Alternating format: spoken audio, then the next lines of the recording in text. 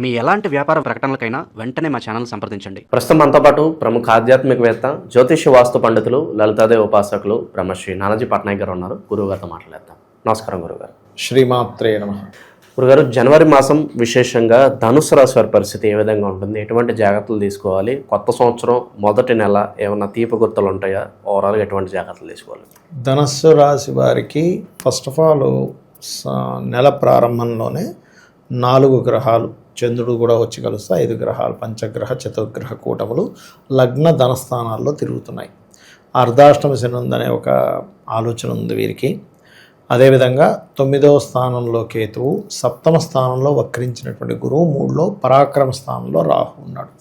ఎప్పుడు కూడా ప్లానెట్స్ ఎలా ఉన్నాయి, మనకేమి విషయాన్ని చెప్తున్నాయి, ఏ విషయాల్లో మనం జాగ్రత్తగా ఉండాలనే విషయం తెలుసుకుంటే సరిపోతుంది. అయితే ఈ యొక్క అంశాలు చెప్తుంది నేనేపటికీ కూడా చెప్పిస్తుంది సాక్షాత్ లలితా అమ్మవారిగా భావిస్తూ, ముఖ్యంగా ఏంటంటే లగ్నంలో ఎప్పుడైతే అన్ని గ్రహాలు ఉన్నాయో అది కూడా ధనస్సు యొక్క రాశిలో ఉండడం అనేటువంటిది ఆధ్యాత్మికమైనటువంటి విషయాల్లో, అదేవిధంగా ఇక్కడ శుక్రుడు లాభాధిపతి అంటే ఏంటి, కొంచెం స్త్రీల మూలకంగా కొంత స్ట్రెస్ ఉంటుంది. సహజంగానే ధనస్సు వారికి ఏంటంటే ఎంత గైడింగ్ నేచరు, ఎంత ఉదార స్వభావం, పక్కవాడికి మంచి చేయాలనేటువంటి కంప్లీట్ పాజిటివ్ ఉన్నా కూడా వీళ్ళకి స్త్రీ మూలకంగా ఇబ్బంది ఉంటుంది ధనస్సు లగ్నం వారికి, పర్టికులర్గా రాశి కంటే కూడా. కాబట్టి అందుకే నేను నా రీసెర్చ్ కూడా ఆ రాశితోనే స్టార్ట్ అయింది, ఆ లగ్నంతోనే స్టార్ట్ అయింది. కాబట్టి పర్ఫెక్ట్గా నాకు ఆస్ట్రాలజీ పనిచేస్తుందని కూడా అక్కడే అర్థమైంది నాకు. ఎందుకంటే ఇది ఛాలెంజింగ్గా చెప్పగలను. ధనస్సు లగ్నంలో పుట్టారు, వృషభ రాశిలో లేదా తులారాశిలో గ్రహాలు ఉన్నాయి. ఆ దశ వచ్చిందంటే వాడికి వివాహ జీవితంతో డిస్టర్బెన్స్ అనేది స్టార్ట్ అవుతూ ఉంటుంది, ముఖ్యంగా శుక్రదశ కనుక వస్తుంది. అయితే ఇక్కడ పర్టికులర్గా ఏంటంటే వీరికి కొంచెం బాధ్యతలు పెరగడం, శిష్యులు ఎవరైనా టీచింగ్ లైన్లో ఉండేటువంటి వారికి శిష్యుల యొక్క ఇది పెరగడం, ఆధ్యాత్మికంగా చక్కటి లైన్లోకి వెళ్ళడం అనేటువంటిది జరగనుంది, అందులో ఎటువంటి సందేహం లేదు. అయితే వీరికి అర్ధాష్టమ శని ఉంది కదా, ఈ అర్ధాష్టమ శనిలో అసలు మనం ఏం జాగ్రత్త తెలుసుకుంటే చాలు. భయపడడం కాదు, ఇక్కడ జ్ఞానం సంపాదించుకోవడం కావాలి. ఇప్పుడు ఏంటంటే ఎప్పుడైనా అర్ధాష్టమ శని నడిచేటప్పుడు విద్యార్థి దశలో ఉండేవాళ్ళు కొంచెం చదువు మీద కాన్సన్ట్రేషన్ తగ్గుతుంటుంది. వేరే వేరే వర్క్స్ అనుకోండి, ఇంకోటి అనుకోండి, శ్రమపూర్వకంగా వెళ్తూ ఉంటుంది. మరి ఇంకొంచెం యుక్త వయసులో ఉండేటువంటి వారికి చెయ్యని తప్పుకు నింద, ఇంకొంచెం యుక్త వయసు నుంచి ఇంకొంచెం కౌమార దశ లేకపోతే ఒక మధ్యవర్తిగా ఉండేటువంటి వారికి ఏంటంటే కొంచెం వీళ్ళు ఏదైనా ప్రాపర్టీస్ కొనుగోలు చేసేటప్పుడు కానీ, ఏదైనా కన్స్ట్రక్షన్ స్టార్ట్ చేసినప్పుడు కానీ కాస్త చూసుకొని చేయాలి, బికాజ్ ఆఫ్ ఈ కాంబినేషన్. మరి ఈ 4 గ్రహాలు 2వ స్థానంలోకి వెళ్తాయి. నెక్స్ట్ ఎప్పుడైతే 2వ స్థానం ధనస్థానంలోకి వెళ్తాయో 13, 14 తేదీల నుంచి గతంతో పోల్చుకుంటే ఫైనాన్షియల్గా మంచి గ్రోత్ ఉంటుంది, అందులో ఎటువంటి సందేహం లేదు. సో మనం ఎక్స్పెక్ట్ చేయొచ్చు ఆఫ్టర్ 13, 14 తర్వాత గతంలో అంటే నెలంతా కలిపితే 20,000 వచ్చే వ్యక్తికి 10,000, 20,000 అడిషనల్గా వచ్చే ఛాన్సెస్ ఉంటాయి. అంటే ఉదాహరణ చెప్తాను, 20,000 అని కదా, 20 లక్షలు వచ్చే వ్యక్తికి 30 లక్షలు రావచ్చు, 40 లక్షలు రావచ్చు. 30 కోట్లు వచ్చే వ్యక్తికి 300 కోట్లు వచ్చే వ్యక్తికి ఇంకా పెరగవచ్చు, చెప్పలేము మనం. అంటే ధనస్థానంలో గ్రహాలు ఉన్నందుకు. అయితే ఈ ధనస్థానంలో గ్రహాలు ఉన్నందుకు ధనయోగం ఎలా ఇస్తుందో కుటుంబ స్థానం కూడా అవుతుంది. కాబట్టి కుటుంబ వ్యవహారాల విషయంలో కొంత ఘర్షణ కూడా ఉంటుంది, ఎవరికైనా మనీ ఇవ్వడం వల్ల కొంత ఘర్షణ కూడా ఉంటుంది. అయితే ఎప్పుడైతే 3వ స్థానంలో సిబ్లింగ్ హౌస్ అండ్ పరాక్రమ స్థానంలో రాహు ఉన్నాడో, పరాక్రమం ఏదైతే మనిషి ధైర్యం చేస్తాడో ఆ ధైర్యానికి తగ్గట్టుగా వీళ్ళకి ఫలితం కూడా ఉంటుంది. ఓకే, అలాగే విదేశాలకు వెళ్ళి చదువుకోవాలి, ఎందుకంటే రాహు యొక్క ఎనర్జీస్తో శని ఉన్నాడు కాబట్టి అవి కొంతవరకు ఆలస్యం అవుతూ ఫలిస్తాయి, అందులో ఎటువంటి సందేహం లేదు. అండ్ అలాగే సిబ్లింగ్ వరుస వాళ్ళని విదేశాలకు పంపించాలి, లేదా సిబ్లింగ్ హెల్ప్తో విదేశాలకు వెళ్ళాలి. ఒకసారి తమ్ముడో అన్న విదేశాల్లో ఉంటాడు, అలాంటప్పుడు వారి ద్వారా వెళ్ళాలనే ప్రయత్నం కూడా ఫలిస్తుందని చెప్పొచ్చు ఇక్కడ మనం. అయితే ఈ 7వ స్థానంలో ఎప్పుడైతే గురువు ఉన్నాడో, గురువు వక్రించున్నాడు. ఈ వక్రించున్నప్పుడు ఏంటంటే అది మనం కర్కాటకం నుంచి వక్రించుకుంటూ వచ్చినటువంటి గురువు కాబట్టి ఇక్కడ పర్టికులర్గా మనం అర్థం చేసుకోవాల్సింది ఏంటంటే వివాహ విషయంలో కొంచెం అవతల వాళ్ళు తొందర పెట్టడం కానివ్వండి, ఇవి ఈ స్ట్రెస్లు కొంచెం ఉంటాయి. ఎందుకంటే లగ్నంలోనేమో కుజుడు సంచరిస్తున్నాడు ఫస్ట్ 15 డేస్, దాని మీద శని దృష్టి ఉంది, మళ్ళీ 7వ గురువు ఉన్నాడు. కాబట్టి ఈ యొక్క విషయాలు అంటే వివాహము, పార్ట్నర్షిప్స్, సామాజిక సంబంధించిన విషయంలో ఏదైనా మాట్లాడేటప్పుడు వీళ్ళకనే కాదు, మీరు సొసైటీలో చూస్తే కనుక డిసెంబర్ నుంచి ఇది ప్రారంభమైపోయింది, అలాంటి ఏం మాట్లాడినా వైరల్ అయిపోతూ ఉంటుంది. ఇటువంటి విషయాల్లో కొంత జాగ్రత్త వహిస్తూ ఉండాలి. అయితే పుణ్యక్షేత్రాలకు ఖచ్చితంగా ఏదైనా గణపతి ఆలయం కానీ సూర్య ఆలయాలకు కానీ వెళ్ళడం మంచిది. మొదటి 17 రోజులు కూడా కొత్త ఉద్యోగ అవకాశాలు వస్తాయి. అందులో ముఖ్యంగా టెక్నికల్ రంగాలు, సాఫ్ట్వేర్ రంగాలు, మరియు అదేవిధంగా గమనించినట్లయితే కొంత బిజినెస్ రిలేటెడ్, మార్కెటింగ్ రిలేటెడ్ రంగాల వారికి కొత్త అవకాశాలు వస్తాయి. అందులో ఎటువంటి సందేహం లేదు. అండ్ వీళ్ళ యొక్క సంతానం కూడా వీళ్ళతో పాటు కలిసి ఏదైనా బిజినెస్ లైన్లోకి వెళ్ళేటువంటి యోగం ఉంటుంది. సో కొంచెం ఫ్యామిలీ మెంబర్స్ అందరూ కలిసి కూడా మనం బిజినెస్ ఇంప్రూవ్ చేయాలని ఆఫ్టర్ సెకండ్ హాఫ్ నుంచి కొంచెం, అంటే ఫస్ట్ 15 days కాకుండా సెకండ్ 15 days నుంచి దాని యొక్క ప్రభావం అనేటువంటిది పెరుగుతుందని మనం చెప్పుకోవచ్చు. ఆరోగ్యపరంగా ఎలా ఉంటుంది గురుగారు?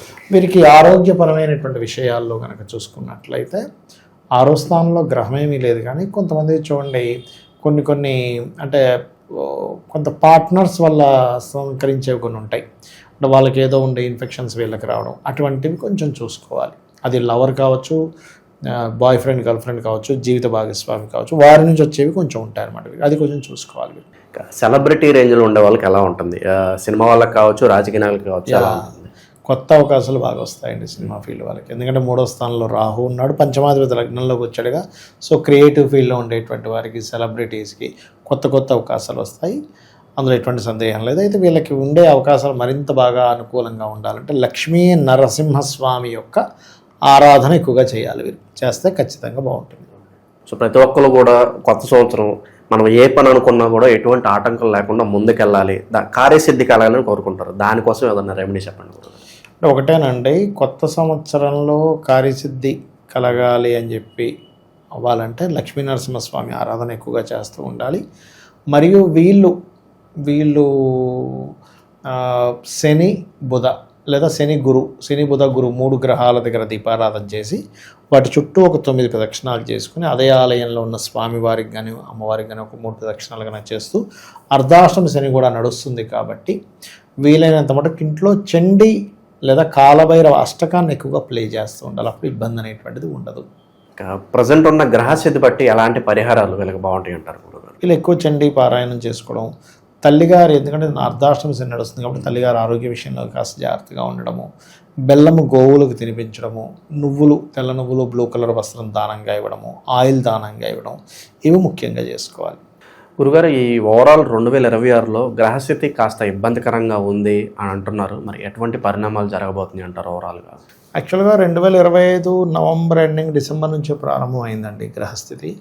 దీనివల్ల ఏంటంటే ఫస్ట్ ఆఫ్ ఆల్ మనకి ఎయిడ్స్ ప్రబలుతుంది బాగా. హెచ్ఐవి అనేది పెరిగిపోద్ది, బాగా విపరీతంగా పెరుగుతుంది. అది కొంచెం జాగ్రత్తగా ఉండాలి. స్త్రీ పురుషులు సాంగత్యం కలిసేటప్పుడు అది జాగ్రత్తలు తీసుకోవాలి, తప్పదు. అలాగే రెండవది ఏంటంటే గాలి ద్వారా వచ్చేటువంటి కొన్ని ఇన్ఫెక్షన్స్ రెస్పిరేటరీ సిస్టమ్ మీద, ఊపిరితిత్తుల మీద ప్రభావం చూపించనుంది. సడన్గా గాలివాన ఎక్కువ అవ్వడం, కొన్ని మత కల్లోహాలు ఏర్పడడం, ఒకరి మీద ఒకరు కేసులు పెట్టడం, సినిమా మూలంగా కేసులు ఏర్పడడం. ఇప్పుడు మనకి ఈ అఖండ కూడా రిలీజ్ అవ్వబోతుంది కాబట్టి అఖండ మూవీ మూలంగా కూడా కొన్ని ఏదైనా కేసెస్ ఏర్పడడం, గొడవలు ఏర్పడడం, కొన్ని ఆటంకాలు ఏర్పడడం, ఇట్లాంటివి జరగనున్నాయి. అంటే ఏం లేదు, ఒక మతం వాళ్ళు వ్యతిరేకించడం, అంటే ఇంత వీళ్ళ సనాతన ధర్మాన్ని ఇంత గొప్పగా చూపించేస్తున్నారని కుళ్ళు బుద్ధితో ఎవడో ఏదో ఇచ్చేయడం, అట్లాంటివి కూడా ఉంటుంటాయి. అది పర్టికులర్గా. అలాగే మరొక విషయం ఏంటంటే ఇక్కడ కొంచెం గాసిప్స్, అంటే మనం ఏ తప్పు చేయకపోయినా, ఎందుకంటే మిథున రాశిలోకి వస్తున్న గురువు కదా, అక్కడ వక్రించిన గురువు కదా, కూడా వక్ర సంబంధించిన ఫలితాలు ఇస్తూ ఉంటాడు. అది కాకుండా గురువు రాశుల్లో ఉండే ఈ 2 గ్రహాలు కూడా ఏం చేస్తుంటాయంటే అక్కడ మనం ఏమీ అనకపోయినా అన్నాడనే ఒక మాట రావడం, తద్వారా అనవసరమైన ఘర్షణలు, అనవసరమైన గాసిప్స్, అనవసరమైనవి. అందుకని ఏంటంటే వీలైనంత మట్టుకు రాజకీయ నాయకులు కానివ్వండి, సినిమా ఫీల్డ్కి వాళ్ళు కానివ్వండి, సమాజంలో ఒక పేరు ప్రఖ్యాతులు ఉన్న వారు కానివ్వండి, ఒక మాట మాట్లాడేటప్పుడు 1కి 4 సార్లు చూసి ఆచితూచి అడుగు వేయాలి. అదేవిధంగా సరిహద్దుల్లో ఈ జల ప్రాంతాలకి, సముద్ర ప్రాంతాలకు దగ్గరగా ఉండేటువంటి వారు, కొంచెం మంచుకొండల ప్రాంతాల్లో లాభాలు పొందేటువంటి ప్రదేశంలో ఉండేటువంటి వారు కాస్త జాగ్రత్తగా ఉండాలి. ఏ దేశం మీద ఇంకో దేశం మీద ఎప్పుడైనా ఏదైనా విమాన సంబంధంగా అటాక్ చేయవచ్చు. ఇది ప్రధానంగా గుర్తుపెట్టుకోవాలి. అయితే ఇది జూన్ వరకు ఈ వాయు సంబంధంగా వచ్చే ఇబ్బందులు ఉంటాయి. జూన్ తర్వాత నుంచి జల సంబంధమైన ఇబ్బందులు ఇస్తూ ఉంటుంది. అయితే ఇక్కడ మనం ఎప్పుడైనా బయటికి వెళ్ళేటప్పుడు మనకి ఎటువంటి ఇబ్బంది కలగకుండా ఉండాలి. సామాన్య మానవుడు కనుకుంటే వాళ్ళ ఇష్టదైవాన్ని తలుచుకొని వెళ్ళడం చాలా మంచిది, గుర్తుపెట్టుకోండి. అలాగే మరొక విషయం ఏంటంటే చండీ పారాయణం, గోసేవ చేయడం, వీలైనంత మటుకు దగ్గరలో ఉన్న ఆంజనేయ స్వామి కానీ దుర్గాదేవి కానీ అమ్మవారి ఆలయాలకు వెళ్ళడం వల్ల ఎవరికి వారు రక్షింపబడతారు, అమ్మవారి అనుగ్రహంతో రక్షింపబడాలనే మనస్ఫూర్తిగా కోరుకుంటాం. ఓవరాల్గా ఈ జనవరి మాసం ధనుసు రాశి వారికి ఏ విధంగా ఉంటుంది, ఎటువంటి జాగ్రత్తలు తీసుకోవాలి, చాలా బాగా వివరించారు. ధన్యవాదాలు. శ్రీమాత్రే నమః.